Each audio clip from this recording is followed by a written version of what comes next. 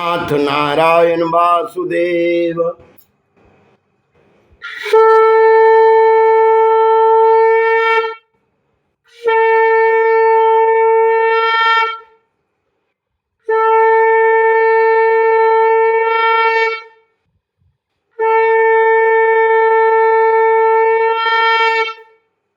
शंख बाजे बुलाए भागे। शंख जरूर बजाइए, सनातन की रक्षा करना है तो शंख बजाइए। अब जो है सप्तम स्कंद के अष्टम अध्याय में जा रहे हैं।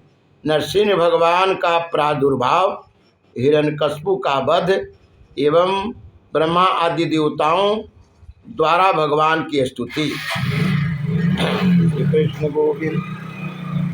श्री कृष्ण गोविंद रे मुरारे, हे नाथ नारायण वासुदेव। नारदोवाच अथ दैत सुता सर्वे श्रुत्वा तदनुवर्णितं जगृहो निर्वध्यात्म अन्य एव गुरुवनुशिक्षितम्। अथ आचार्य सुत तेषां बुद्धिं हि कान्तं संसतीताम् आलक्ष्याभित त्वरित यज्ञ आवेदयतं यथा। श्रुत्वा यद्प्रियं दैतो दुस्सहं तन्या अनयां कोपावेश चलत गात्रः पुत्रं हन्तुं मनो दधे। नारद जी कहते हैं, प्रहलाद जी का प्रवचन सुनकर दैत्य बालकों ने उसी समय से निर्दोष होने के कारण उनकी बात पकड़ ली। गुरु जी की दूषित शिक्षा की ओर उन्होंने ध्यान नहीं दिया। जब गुरुदेव ने देखा कि उन सभी विद्यार्थियों की बुद्धि एकमात्र भगवान में स्थित हो रही है, तब वे बहुत घबराए और तुरंत हिरण्यकश्यप के पास जाकर निवेदन किया। अपने पुत्र प्रहलाद की इस असह्य और अप्रिय अनीति को सुनकर क्रोध के मारे उसका शरीर थर थर कांपने लगा। अंत में उसने यही निश्चय किया कि प्रहलाद को अब अपने ही हाथ से मार डालना चाहिए। मन और इंद्रियों को वश में रखने वाले प्रहलाद जी बड़ी नम्रता से हाथ जोड़कर चुपचाप हिरण्यकश्यप के सामने खड़े थे और तिरस्कार के सर्वथा आयोग थे। परंतु हिरण्यकश्यप स्वभाव से ही क्रूर था, क्योंकि हिरण्यकश्यप का अर्थ होता है मोह। मोह सकल व्याधिन कर मूला। मोह जिसमें अधिक हो गए वह व्यक्ति क्या करता है, किसी प्रकार के हद तक जाता है। वह प्रेम और कर्तव्य को नहीं जानता। अब जब यह अपनी बेटा को ही अपना दुश्मन समझना शुरू कर दिया, भाई को ही दुश्मन समझना शुरू कर दिया, परिवार, माता पिता, परिवार, समाज के कारण, मोह के कारण किस वस्तु को कहाँ उपयोग करे, ये मोह के कारण ही प्राणी को समझ में नहीं आता है। वह पैर की चोट खाए हुए सांप की तरह फुफकारने लगा। उसने उसकी ओर पाप भरी टेढ़ी नजर से देखा और कठोर वाणी से डांटते हुए कहा, मूर्ख, तो बड़ा उदंड हो गया है। स्वयं तो नीचे ही अब हमारे कुल के और बालकों को भी फोड़ना चाहता है। तूने बड़ी कठिनाई से मेरी आज्ञा का उल्लंघन किया है। तुमने ठिठाई करके मेरी आज्ञा का उल्लंघन किया है। आज ही तुझे यमराज के घर भेजकर इसका फल चखाता हूँ। मैं तनिक सा क्रोध करता हूँ तो तीनों लोग और उसके लोकपाल कांप उठते हैं। फिर मूर्ख, तूने किसके बल बूते पर निडर की तरह मेरी आज्ञा के विरुद्ध काम किया है। प्रहलाद जी का दैतराज ब्रह्मा से लेकर तिनके पर्यंत सब छोटे बड़े चर अचर जीवों को भगवान ने ही अपने बस में कर रखा है। गोविंद हरे मुरारे नाथ नारायण वासुदेव। न केवल मेरे और आपके बल्कि संसार के समस्त बलवानों के बल भी केवल वही है। वही महापराक्रमी है, सर्वशक्तिमान प्रभु काल है तथा समस्त प्राणियों के इंद्रिय बल, मनोबल, देहबल, धैर्य एवं इंद्रिय भी वही है। वही परमेश्वर अपनी शक्तियों के द्वारा इस विश्व की रचना, रक्षा और संहार करते हैं। वही तीनों लोकों के स्वामी हैं। आप अपना यह आश्रय भाव छोड़ दीजिए, अपने मन को सबके प्राप्ति, अपने मन को सबके प्रति समान बनाइए। इस संसार में अपने बस में न रखने वाले कुमार्गी मन के अतिरिक्त और कोई शत्रु नहीं है। मन ही बड़ा शत्रु है। मन में सबके प्रति क्षमता का भाव लाना ही भगवान की सबसे बड़ी पूजा है।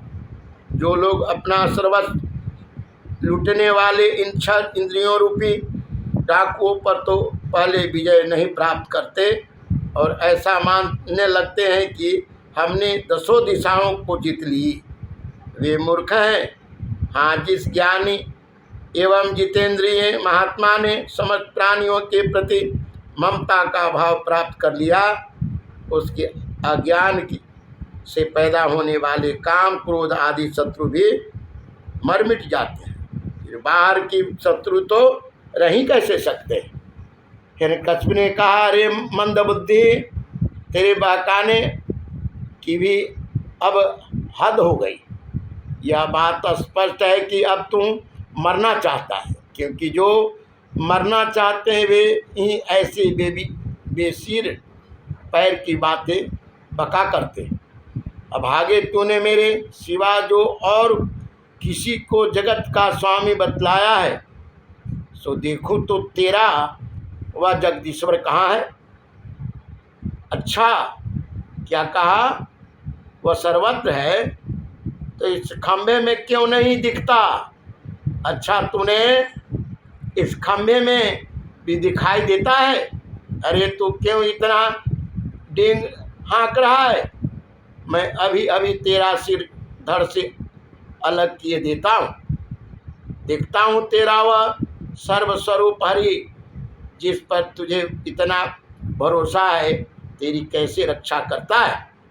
इस प्रकार वह अत्यंत बलवान महादैत्य भगवान के परम प्रेमी प्रहलाद को बार बार झिकारियाँ देता और सताता रहा।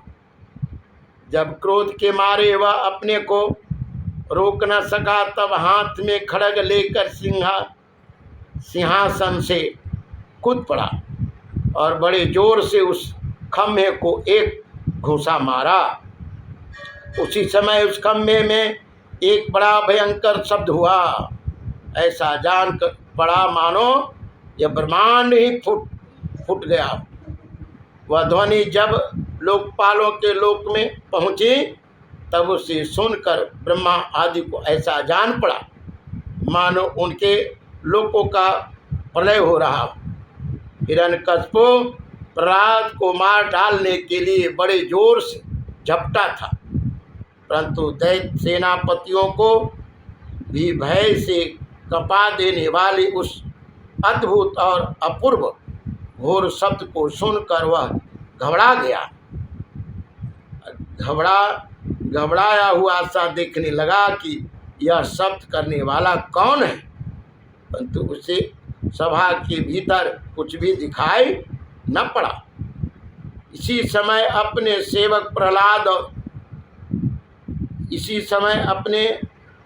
प्रहलाद और ब्रह्मा की वाणी सत करने और समस्त पदार्थों में अपनी व्यापकता दिखाने के लिए सभा के भीतर उसी खंभे में बड़ा ही विचित्र रूप धारण करके भगवान प्रकट हुए। वह रूप न तो पूरा सिंह का ही था और न मनुष्य का ही। जिस समय हिरण्यकशिपु शब्द करने वाले की इधर उधर खोज रहा था, उसी समय खंभे के भीतर से निकलते हुए उस अद्भुत प्राणी को उसने देखा। वो सोचने लगा, ओहो, यह न तो मनुष्य है और न पशु, फिर नरसिंह के रूप में कौन सा अलौकिक जीव है। जिस समय हिरण्यकशिपु उस उधेड़ बुन में लगा हुआ था, उसी समय उसके बिल्कुल सामने ही नरसिंह भगवान खड़े हो गए। बोलिए नरसिंह भगवान की जय। उनका वह रूप अत्यधिक भयावना था। तपाए हुए सोने के समान पीली पीली भयानक आंखें थी। जम्हाई लेने से गर्दन के बाल इधर उधर लहरा रहे थे। डाढ़ों बड़ी विकराल थे। तलवार की तरह लपलपाती हुई छुरे की तरह धार के समान तीखी जीभ थी। टेढ़ी भौहें से उनका मुख और भी दारुण हो रहा था। कान निचल एवं ऊपर की ओर उठे हुए थे। फूली हुई नासिका और खुला हुआ मुंह पहाड़ की गुफा के समान अद्भुत जान पड़ता था। फटी हुई जबड़ों से उनकी भयंकरता बहुत बढ़ गई थी।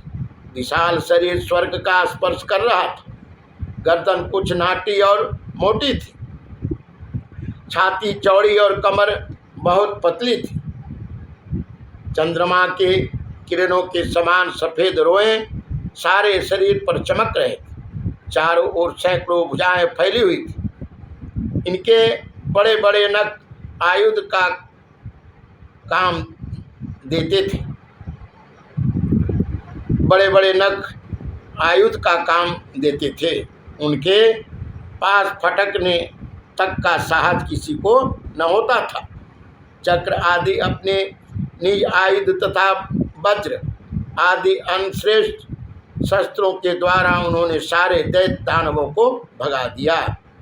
हिरण्यकशिपु सोचने लगा, हो न हो महामायावी विष्णु ने ही मुझे मार डालने के लिए यह ढंग रचा है, परंतु इसकी इन चालों से हो ही क्या सकता था, हो ही क्या सकता है। इस प्रकार कहता और सिंह नाद करता हुआ दैत्यराज हिरण्यकशिपु हाथ में गदा लेकर नरसिंह भगवान पर टूट पड़ा। परंतु जैसे पतंगा आग में गिरकर अदृश्य हो जाता, वैसे ही वह दैत्य भगवान के तेज के भीतर जाकर लपाता हो गया। समझ शक्ति और तेज के आश्रय भगवान के संबंध में ऐसी घटना कोई आश्चर्यजनक नहीं है, क्योंकि सृष्टि के प्रारंभ में उन्होंने अपने तेज से प्रलय के निमित्त भूत तमोगुण रूपी घोर अंधकार को भी पी लिया था। तदंतर वह दैत्य बड़े क्रोध से लपका और अपनी गदा को बड़े जोर से घुमाकर उसने नरसिंह भगवान पर प्रहार किया। प्रहार करते समय ही जैसे गरुड़ सांप को पकड़ लेते हैं, वैसे ही भगवान ने गदा सहित उस दैत्य को पकड़ लिया।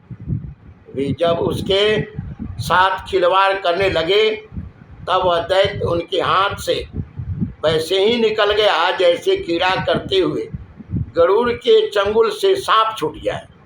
युधिष्ठिर उस समय सब के सब लोग पाल बादलों में छिपकर इस युद्ध को देख रहे थे।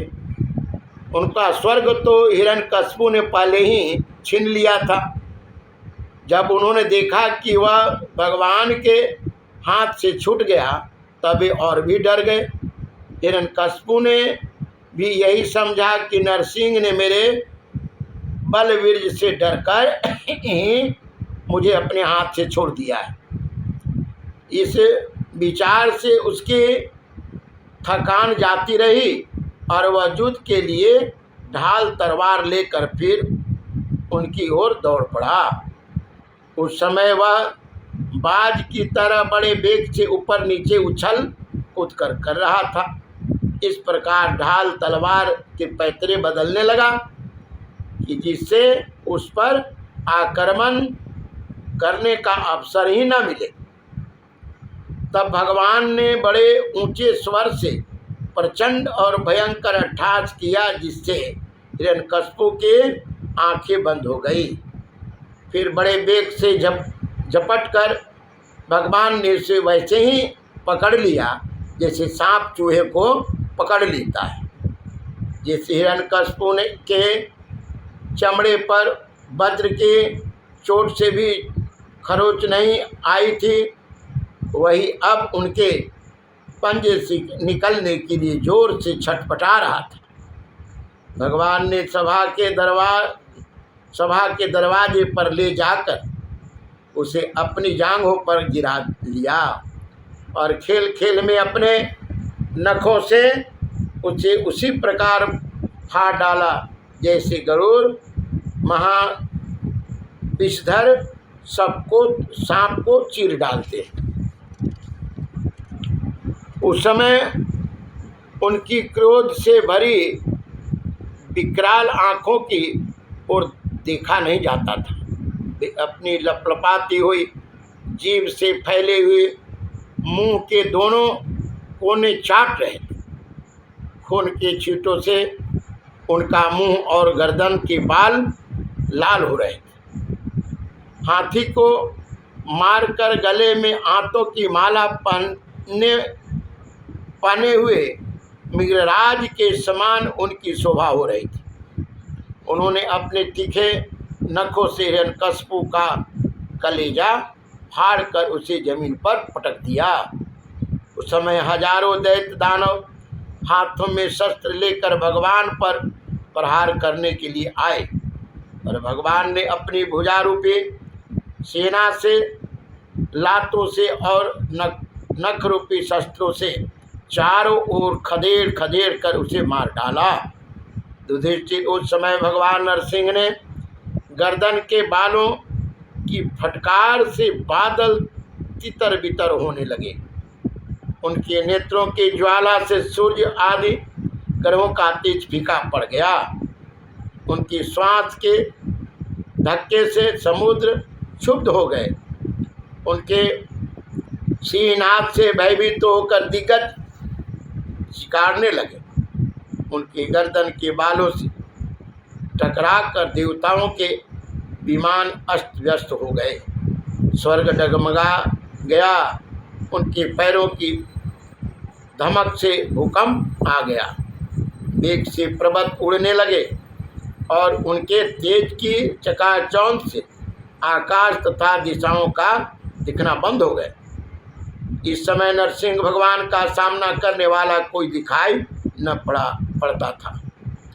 फिर भी उनका क्रोध अभी बढ़ता ही जा रहा था। हिरण्यकशिपु की राजसभा में ऊंचे सिंहासन पर जाकर विराज गए। उस समय उनके अत्यंत तेजपूर्ण और क्रोध भरे भयंकर चेहरे को देखकर किसी का भी साहस न हुआ कि उनके पास जाकर उनकी सेवा करे। युधिष्ठिर, जब स्वर्ग की देवियों को यह शुभ समाचार मिला तो तीनों लोगों के सिर की पीड़ा का मूर्तिमान स्वरूप हिरण्यकशिपु युद्ध में भगवान के हाथों मार डाला गया। तब आनंद के उल्लास से उनके चेहरे खिल उठे। वे बार बार भगवान पर पुष्पों की वर्षा करने लगी। आकाश में विमानों से आए हुए भगवान के दर्शनार्थी देवताओं की भीड़ लग गई। देवताओं के ढोल और नगाड़े बाजे बजने लगे। गंधर्वराज गाने लगे।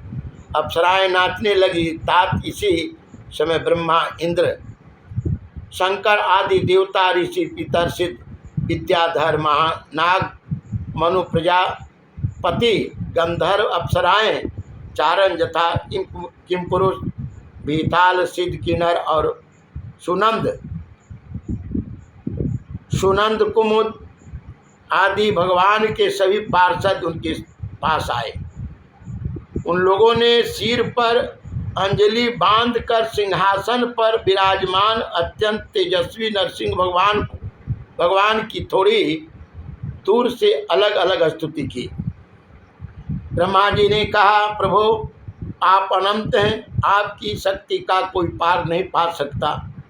आपका पराक्रम विचित्र और कर्म पवित्र है। यद्यपि गुणों के द्वारा आप लीला से ही संपूर्ण विश्व के उत्पत्ति, पालन और प्रलय यथोचित ढंग से करते रहते हैं, फिर भी आप उनसे कोई बंधन नहीं रखते, स्वयं निर्विकार रहते हैं। मैं आपको नमस्कार करता हूँ।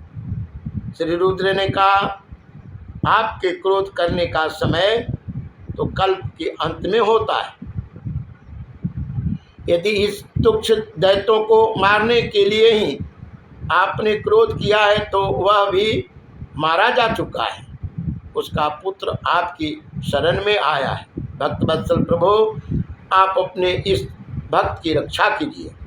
इंद्र ने कहा, पुरुषोत्तम आपने हमारी रक्षा की है। आपने हमारे जो यज्ञ भाग लौटाए हैं वे वास्तव में आप अंतर्यामी के ही हैं। दैत्यों के आतंक से संकुचित हमारे हृदय कमल को आपने प्रफुल्लित कर दिया है। वह भी आपका ही निवास स्थान है। यह तो स्वर्ग आदि राज हम लोगों को पुनः प्राप्त हुआ है। यह सब काल का ग्रास है। जो आपके सेवक हैं उनके लिए यह है ही क्या। स्वामिन, जिन्हें आपकी सेवा की चाह है वे मुक्ति का भी आदर नहीं करते, फिर अन्य भोगों की तो उन्हें आवश्यकता ही क्या है। श्री कृष्ण गोविंद हरे मुरारी हे नाथ नारायण वासुदेव। ऋषियों ने कहा, पुरुषोत्तम आपने तपस्या के द्वारा ही अपने में लीन हुए जगत की फिर से रचना की है थी और कृपा करके उसी आत्म तेज स्वरूप श्रेष्ठ तपस्या का उपदेश आपने हमारे लिए भी किया था। इस दैत्य ने उसी तपस्या का उच्छेद कर दिया था। शरणागत वत्सल, उस तपस्या की रक्षा के लिए अवतार ग्रहण करके आपने हमारे लिए फिर से उसी उपदेश का अनुमोदन किया है। पितरों ने कहा, प्रभु हमारे पुत्र हमारे लिए पिंडदान करते थे या उन्हें बलात् छीन कर खा जाता था। जब वो पवित्र तीर्थ में या संक्रांति आदि के अवसर पर नैमित्तिक तर्पण करते या तिलांजलि देते तब उसे भी यह पी जाता था। आज आपने अपने नखों से उसका पेट फाड़ कर वह सब का सब लौटा कर मानो हमें दे दिया। आप समस्त धर्मों के एकमात्र रक्षक हैं। नरसिंह देव, हम आपको नमस्कार करते हैं। सिद्धों ने कहा, नरसिंह देव, इस दुष्ट ने अपने योग और तपस्या के बल से हमारी योग सिद्ध गति छीन ली थी। अपने नखों से आपने उस घमंडी को फाड़ डाला। हम आपके चरण में विनीत भाव से नमस्कार करते हैं। विद्याधरों ने कहा, यह मूर्ख हिरण्यकशिपु अपने बल और वीरता के घमंड में चूर था। यहाँ तक कि हम लोगों ने विविध धारणाओं से जो विद्या प्राप्त की थी उसे इसने व्यर्थ कर दिया था। आपने युद्ध में यज्ञ पशु की तरह इसको नष्ट कर दिया। अपनी लीला से नरसिंह बने हुए आपको हम नित्य निरंतर प्रणाम करते हैं। नागों ने कहा, इस पापी ने हमारी मनुओं और हमारी श्रेष्ठ और सुंदर स्त्रियों को भी छीन लिया था। आज उसकी छाती फाड़कर आपने हमारी पत्नियों को बड़ा आनंद दिया है। प्रभु हम आपको नमस्कार करते हैं। मनुओं ने कहा, आदिदेव देवाधिदेव, हम आपके आज्ञाकारी मनु हैं। इस दैत्य ने हम लोगों की धर्म मर्यादा भंग कर दी थी। आपने इस दुष्ट को मारकर बड़ा उपकार किया है। प्रभु, हम आपके सेवक हैं, आज्ञा दीजिए हम आपकी क्या सेवा करें।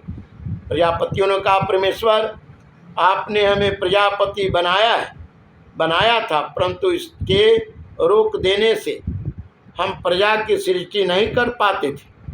आपने इसकी छाती फाड़ डाली और यह जमीन पर सर्वदा के लिए सो गया। सतोमय मूर्ति धारण करने वाले प्रभु, आपका यह अवतार संसार के कल्याण के लिए है। गंधर्वों ने कहा, प्रभु, हम आपके नाचने वाले, अभिनय करने वाले और संगीत सुनाने वाले सेवक हैं। इस दैत्य ने अपने बल, वीर्य और पराक्रम से हमें अपना गुलाम बना रखा था।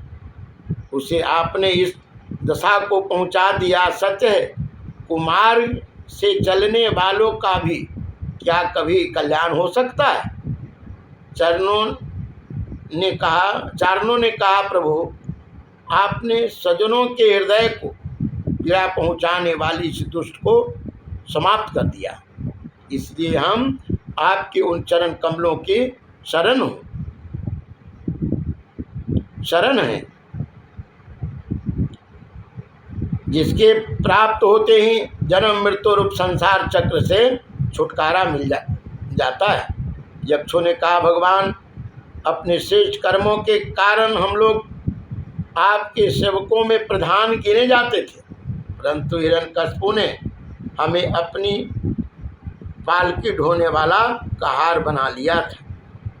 प्रकृति के नियामक परमात्मा इसके कारण होने वाले अपने निज जनों के कष्ट जानकर आपने इसे मार डाला है। किम पुरुषों ने कहा, हम लोग अत्यंत तुच्छ किम पुरुष हैं और आप सर्वशक्तिमान महापुरुष हैं। जब सत्पुरुषों ने इसका तिरस्कार किया, इसे धिक्कारा, तभी आज आपने इस कुपुरुष असुराधम को नष्ट कर दिया। श्री कृष्ण गोविंद हरे मुरारे नाथ नारायण वासुदेव। वैतालिकों ने कहा, भगवान, बड़ी बड़ी सभाओं और ज्ञानों में आपके निर्मल जस का गान करके हम बड़ी प्रतिष्ठा पूजा प्राप्त करते थे। इस दुष्ट ने हमारी वह आजीविका भी नष्ट कर दी। बड़े सौभाग्य की बात है कि महारोग के समान इस दुष्ट को आपने जड़ मूल से उखाड़ दिया। किन्नरों ने कहा, इस किन्नरगण आपके सेवक हैं। यह दैत्य हमसे बिगाड़ में ही काम लेता था। भगवान, आपने कृपा करके आज इस पापियों को नष्ट कर दिया। प्रभु, आप इसी प्रकार हमारा अनुभव करते रहें। भगवान के पार्षदों ने कहा, शरणागत वत्सल, संपूर्ण लोगों को शांति प्रदान करने वाले आपका यह अलौकिक नरसिंह रूप हमने आज ही देखा है। भगवान, यह दैत्य आपका वही आज्ञाकारी सेवक था जिसे सनक आदि ने श्राप दे दिया था। हम समझते हैं आपने कृपा करके इसके उद्धार के लिए ही इसका वध किया है। इति श्रीमद्भागवते महापुराणे परमहंस्यां संहितायां सप्तस्कंधे प्रहलाद अनुचरिते दैत्यराज वधे नरसिंह स्तंभो नाम अष्टमोध्याय। नवमाध्याय में नरसिंह भगवान की, प्रहलाद जी के द्वारा नरसिंह भगवान की स्तुति है। नवमा में जो अगले पार्ट में होगा, लंबा हो जाने से मैं यहीं पर इनको विश्राम देता हूँ। जय श्री वनारायण, जय श्री कृष्ण, अर्पण नमस्तु।